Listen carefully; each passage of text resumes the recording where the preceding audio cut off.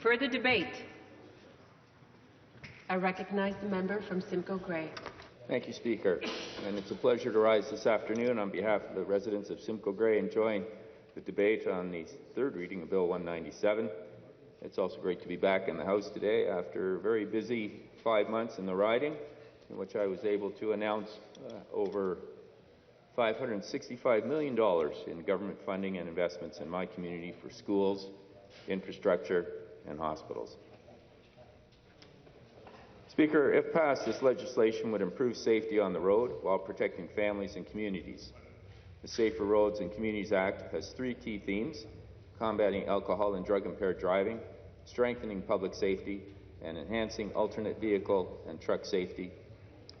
This bill would target road users who engage in dangerous behavior, such as impaired driving and stunt driving, and it will be tough on those who are convicted of auto theft, to make our communities safer and more secure and we will also be looking at ways to improve safety for e-bikes and commercial vehicles to make our roads safer.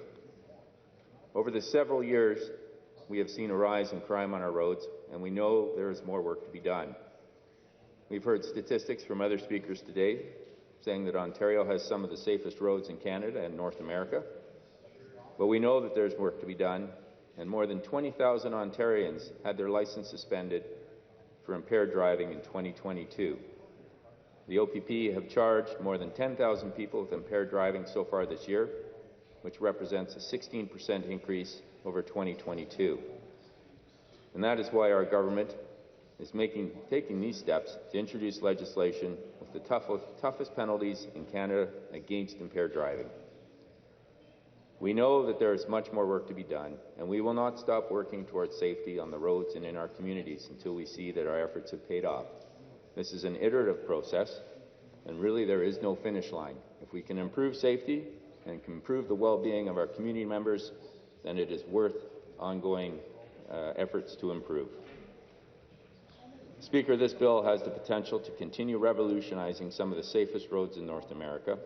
As previously mentioned, our province is ranked among the top jurisdictions for lowest mortality rates on the road.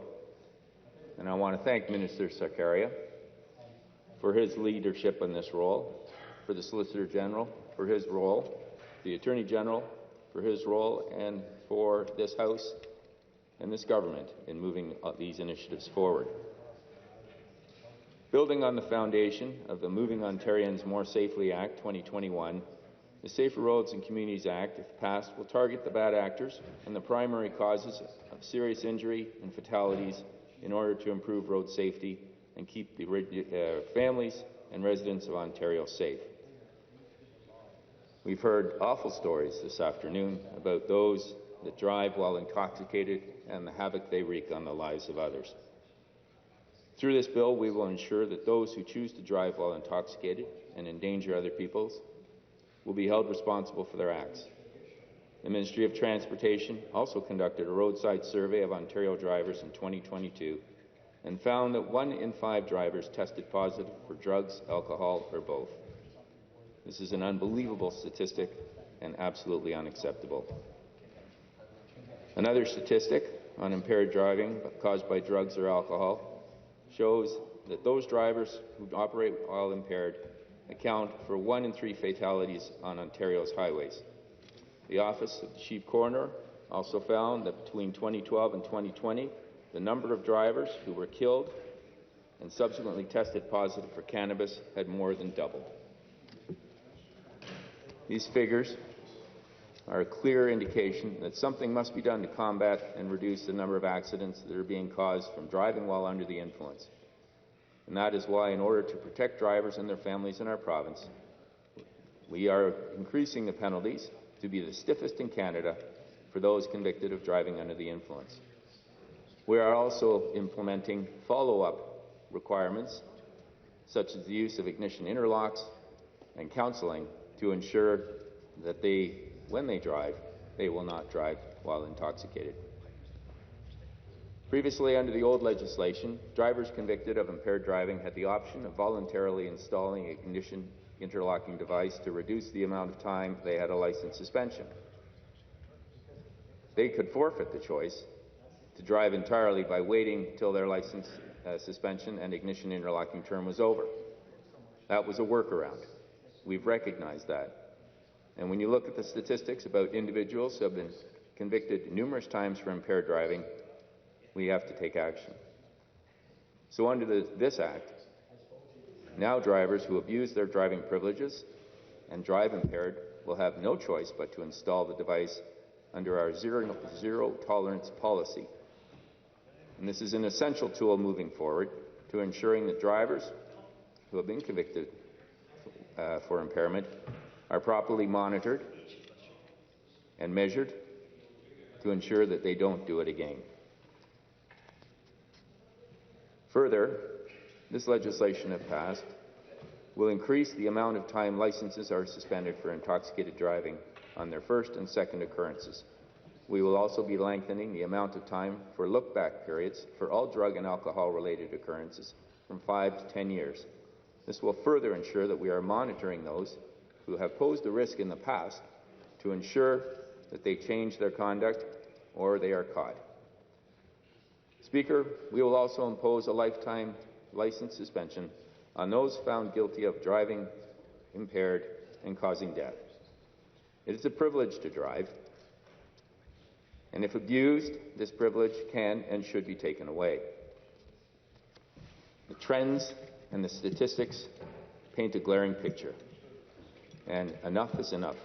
We now need to take action to show our communities that this type of behavior will not be tolerated, to protect our communities, and to mete out the proper punishment for those who don't. We know that we need the proper policing and enforcement to ensure that our roadways are safe and drivers are being monitored. And so that is why we will be increasing several measures to support our police officers. We are proposing to amend the Highway Traffic Act to allow for officers to administer sobriety testing wherever and whenever they think appropriate. Along this same line, we will also be cracking down on auto theft like never before. We have never experienced car thefts to the degree that we are seeing them today, and the increases are unprecedented. Canada has been burdened by this crime, and Ontario has been a hotspot for this criminal activity. According to the Insurance Bureau of Canada, our province alone has experienced over $700 million in losses and $500 million specifically in the Greater Toronto Area. We must minimize the number of thefts and increase the punishment that follows. In Ontario, there's a car stolen every 14 minutes. So during the course of my comments today and the question period that follows, 2 cars will have been stolen. This cannot become a standard that Ontarians grow accustomed to or tolerate. Auto theft in this province rose by 72% between 2021 and 2024. And during that same period of time, auto theft surged by 81% in Toronto, and violent carjackings grew by 78%. Ontario citizens have the right to expect that we will react and make meaningful changes that will improve safety so that people do not need to worry about their cars being stolen or their homes being invaded. This past February, I had the privilege of attending the Auto Theft Car Summit in Ottawa, which was attended by the Prime Minister and 6 of his ministers. And I think it was really the first time that the federal government recognized the severity of the problem, but also its part in the organized crime food chain. During that summit, we heard statistics that 80% of the cars stolen in Ontario are on a shipping container and leaving our shores within 24 hours. 10% of those cars are used in subsequent crimes, and only 10% of those vehicles stay in Ontario, many of them being chopped and sold in parts. What is essential here, though, is to understand how the crime operates and why it is that these changes are necessary in our legislation. Changes are necessary in the criminal code, but the reality is that this crime is carried out by a number of actors who have a very limited role. The cars are stolen in Toronto, often by kids under 18. They're then driven to Montreal, often by kids under 18. And that is because if they're caught, they're young offenders. The criminal code treats them differently, and the sentences are so light that they're often back on the street within weeks. The real profiteers are probably not even in Canada. So the question for us today is, how do we move forward making meaningful changes to our legislation that will recognize how this criminal organization works and punish the individual elements and actors according to their roles? So simply saying that the criminal code already has a provision for this doesn't help. There needs to be further repercussions that are much more specific and surgical in how the accused and those bad actors are treated, so that there is proportionality. And the right to a driver's license is a privilege. And so the long-term implications of the longer suspensions have a very real impact for the criminal actors. Speaker, if the federal government will not make the changes, we must do it in this House to the extent that we can. And individuals found guilty must be subject to increasing license bans, which can include up to a lifetime suspension for repeat offenders. It sends a strong message to the criminal population, but also, as indicated, the specific actors that we're trying to target.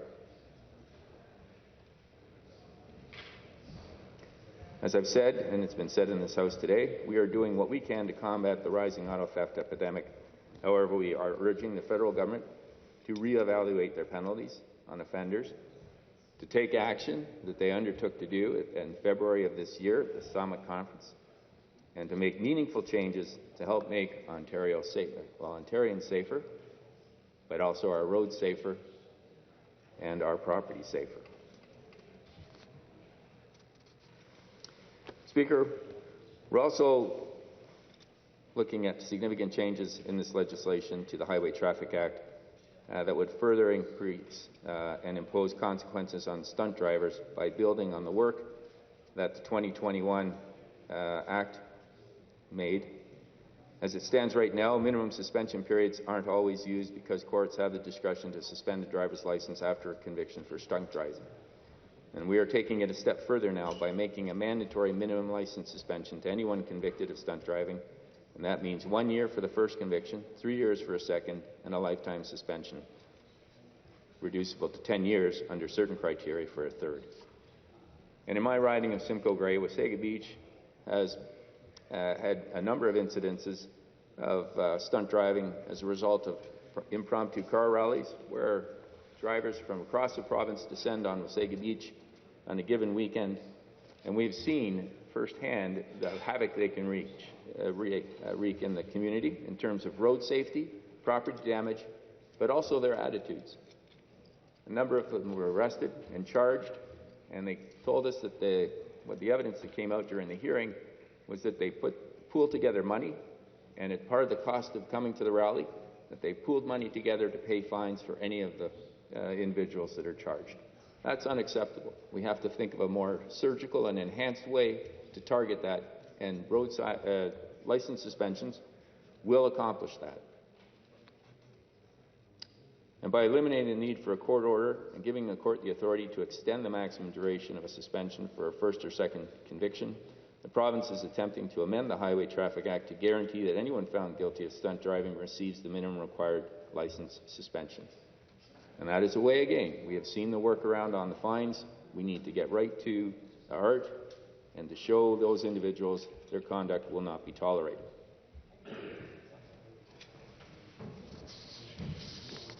And the final topic I'd like to discuss today is the work that we're looking at to look at the e-bikes for travel and work. And we've seen a huge evolution in the e-bike industry over the last few years. I'm an e-bike user. I have a heart condition, so it's a pedal assist bike. And when I was a council member in Collingwood, we had a huge issue on our trails with individuals who wanted to bring their e-bikes on. Trails are open for hiking. It's for active transportation. So a pedal bike, e-assist pedal bike, our council decided was allowable. However, an automatic e-bike that had a throttle and didn't require any pedaling is not. And we have to be very careful in our municipal roads and our cities. We've seen them when I walk back and forth from here to my apartment. You see there's pedal bikes, there's large e-bikes that probably weigh upwards of 600 pounds. They're going 32 miles an hour or kilometers an hour. And you've got the scooters, and they're also going 32 kilometers an hour.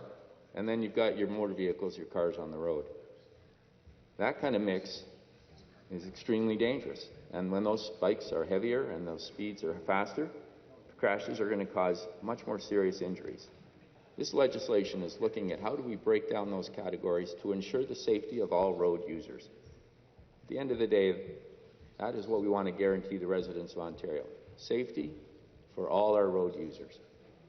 And to do that, we have to make sure that we properly categorize and regulate the different types of vehicles, recognizing the huge explosion that's happened in the e-bike sector and the important role that they can play in our transportation issues. But it's not a one-size-fits-all. These bikes come with different risks and different implications should they become involved in a crash. And the intent of this is to ensure that each classification has its own set of rules governing vehicle safety, looking at weight and speed restrictions, as well as operator criteria, such as a minimum age for both drivers and passengers. We believe through taking this action, we will be leading the country and our province to make sure that we are embracing innovation, but enhancing driver safety and public safety across the province.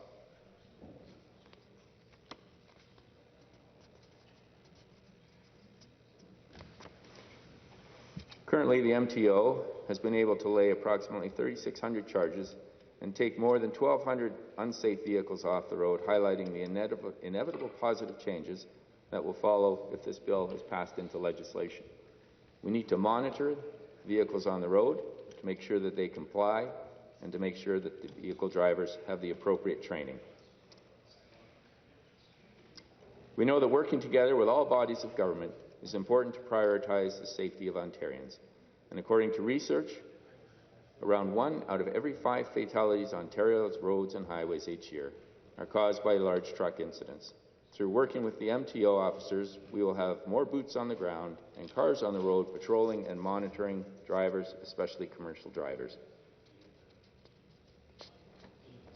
Speaker, our roadways are only going to become more congested and more busy with the growth that our province is experiencing and will continue to experience in the foreseeable future. We need to make sure that everyone, including all our road users, are protected, respected, and that their safety is recognized as paramount. And that is what this legislation is about. We are trying to table the Safer Roads and Communities Act with a zero-tolerance policy for drivers who put the lives of other individuals at risk by driving irresponsibly or intoxicated. We recognize the need for updated rules for e-bikes and truck drivers, and we recognize the problematic behaviors on the road, such as stunt driving, and the threats to our communities through auto theft. We believe we need to act boldly and decisively to discourage these activities and make sure that our residents are safe in all of our communities across Ontario. Our residents deserve to be protected and to know when they go on the road, it will be predictable, and whether they're commuting on a bike, in a car, on a highway, or in a municipal street, that they will not be putting their lives at risk by getting on the road. We want to guarantee Ontarians safe